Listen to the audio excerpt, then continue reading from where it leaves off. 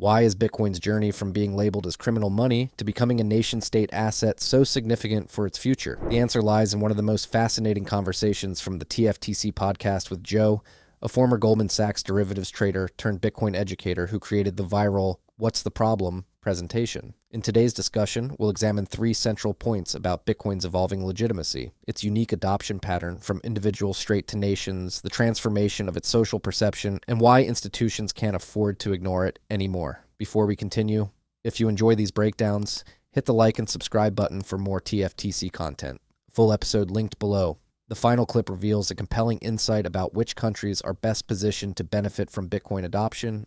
But first, let's explore how Bitcoin's adoption pattern is breaking all the conventional rules of how new technologies typically spread through society. The social stigma of being associated with Bitcoin is gone. It's now turning into, I think, the opposite increasingly. If you're not thinking about this for your self, for your company, for your country, you are at risk of being left behind.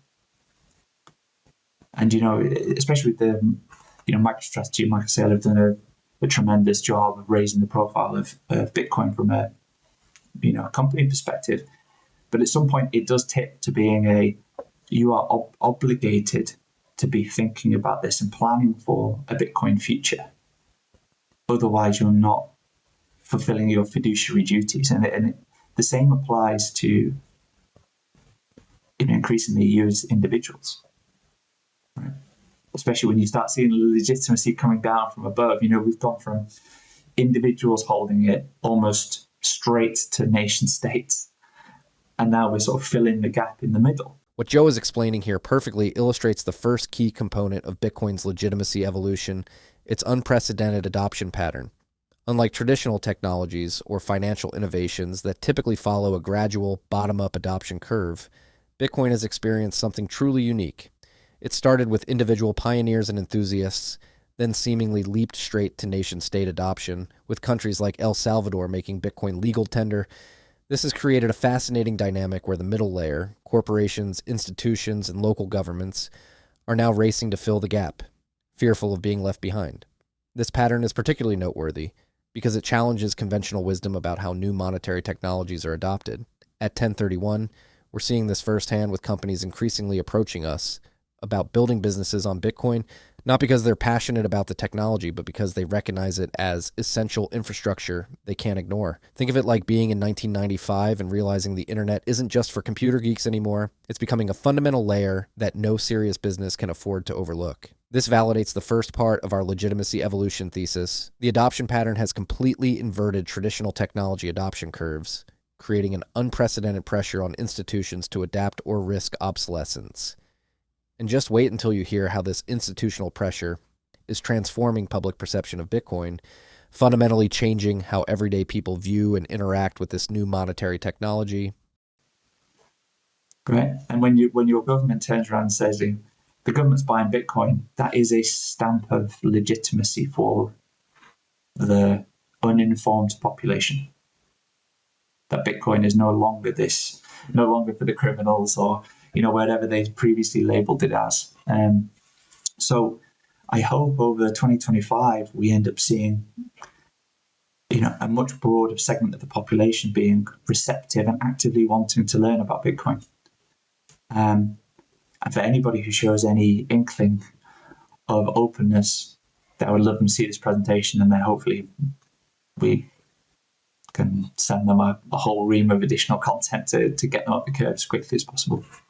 The transformation Joe describes here directly supports our second key argument about Bitcoin's evolving legitimacy, the complete reversal of its social stigma. Remember when Bitcoin was dismissed as just a tool for criminals or a passing fad? That narrative has completely flipped, and Joe explains exactly why. What's fascinating is how government involvement, particularly through regulated products like ETFs and potential strategic reserves, has accelerated this legitimization process. It's similar to how government adoption of the internet through initiatives like .gov websites helped convince skeptical businesses and individuals that the technology was here to stay.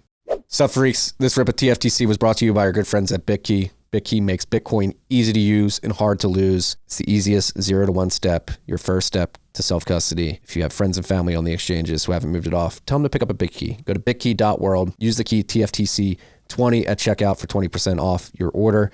That's bitkey.world, code TFTC20. But there's a deeper point here about how societal acceptance works. When established institutions start embracing something previously considered fringe, it creates a permission structure for others to follow. This is exactly what we're seeing with Bitcoin in 2025. The stigma isn't just disappearing, it's being replaced by a fear of being left behind, which feeds directly into our thesis about legitimacy evolution. Think about how quickly electric vehicles went from being seen as impractical to mainstream. Bitcoin is undergoing a similar transformation in perception, but at an even faster pace. And stick around for our final segment, where Joe reveals which countries are best positioned to capitalize on this transformation and why it matters more than you might think.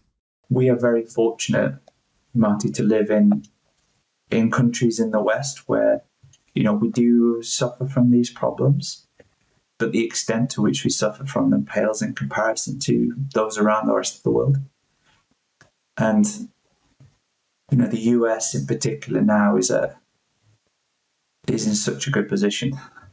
In the next few weeks, for the backdrop for the embracing of Bitcoin and the harnessing of all the good things that will come from embracing Bitcoin, it really is the envy of the rest of the world at the moment.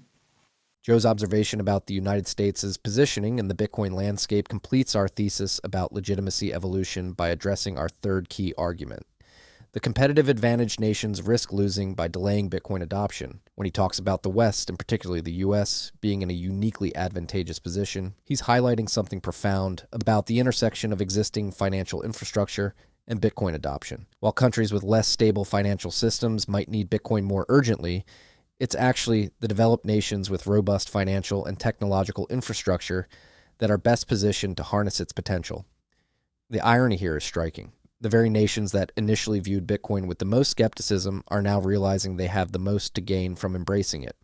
What Joe's pointing out about the US being the envy of the world reflects a broader understanding that having the right regulatory framework, technological infrastructure, and financial markets creates a multiplier effect for Bitcoin adoption. This reinforces our entire legitimacy evolution thesis by showing how the stakes have evolved. It's no longer about whether to adopt Bitcoin, but rather how quickly and effectively nations can integrate it into their existing systems. It's similar to how the early internet developed. While everyone could benefit from it, countries with existing telecommunications infrastructure could adopt and innovate faster. This dynamic shows how the evolution of Bitcoin's legitimacy isn't just about acceptance, but about the capacity to fully integrate it into existing financial systems. The countries that understand this and act accordingly aren't just legitimizing Bitcoin, they're positioning themselves at the forefront of what could be the most significant financial transformation in modern history. The competitive pressure this creates for nations and institutions completes our understanding of how Bitcoin's legitimacy has evolved from a fringe technology to a strategic national asset.